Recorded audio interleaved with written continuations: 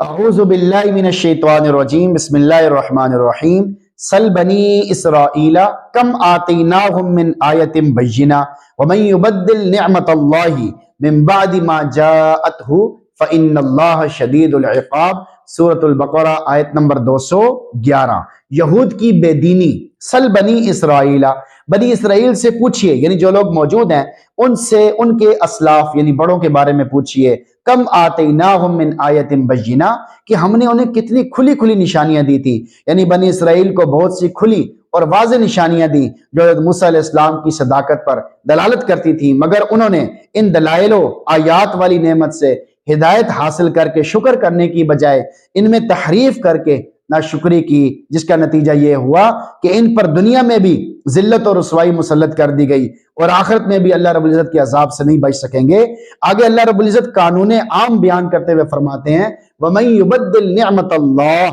جس کے پاس اللہ کی نعمت آ چکی ہو، من بعد ما جاءتہ، تو اس کو بدل دے آنے کے بعد، جس کو اللہ رب العزت نے ظاہری باطنی کوئی بھی نعمت عطا فرمائی ہو، خاص صحت کی نعمت ہو، مال کی نعمت ہو، جاؤ حشمت کی نعمت ہو، عقل و دانش کی نعمت ہو، علم کی نعمت ہو، اس نے نعمت کی ناشکری کی، مثلا عقل کے ذریعے حق و ہدایت کو قبول کرنے کی بجائے گمراہی میں پڑا رہا، جاؤ حشمت کے ذریعے غریبوں اور کمزور لوگوں کی مدد کرنے کی بجائے نافرمانی میں لگا رہا، مال کو اللہ کے راستے میں خرچ کر کے اللہ کی رضا حاصل کرنے کی بجائے اس کی نافرمانی میں برباد کر ڈالا، تو یقیناً اللہ رب العزت انہیں بڑی سخت سزا دے گا۔ فَإِنَّ اللَّهَ شَدِيدُ الْعِقَابِ، پس بے شک اللہ سخت عذاب دینے والا ہے۔ ایسا ناشکرہ انسان اللہ رب العزت کے عذاب کی لپیٹ میں آ جائے گا، چنانچہ دنیا میں بیماری، پریشانی، ٹینشن، ڈپریشن، افلاس، ذلت مسلط کر دی جاتی ہے اور آخرت میں جہنم اور اللہ رب العزت کی ناراضگی کا سامنا کرنا پڑے گا۔ بنی اسرائیل کی ناشکری پر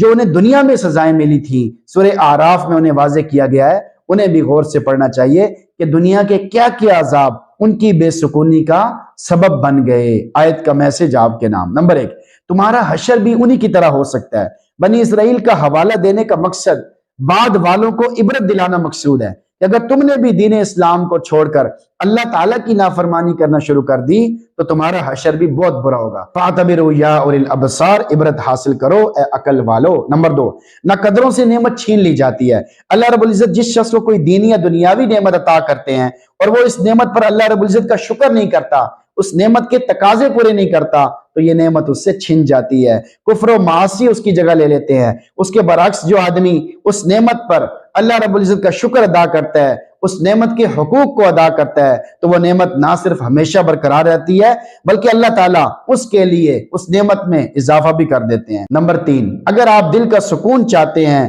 تو آپ کو چاہیے اللہ رب العزت کی ہر نعمت کی دل و جان سے قدر کریں، جو اس نعمت کا حق ہے اسے پورا کریں۔ اللہ تعالیٰ سکھ سکون والی زندگی آپ کو عطا فرمائیں گے۔ اللہ تعالیٰ سے دعا اللہ تعالیٰ ہم سب کو دینی کام کرنے اور کرتے رہنے کی توفیق نصیب فرمائے اور ہم سب کو قرآن پڑھنے، سننے، سمجھنے کی بھی توفیق نصیب فرمائے۔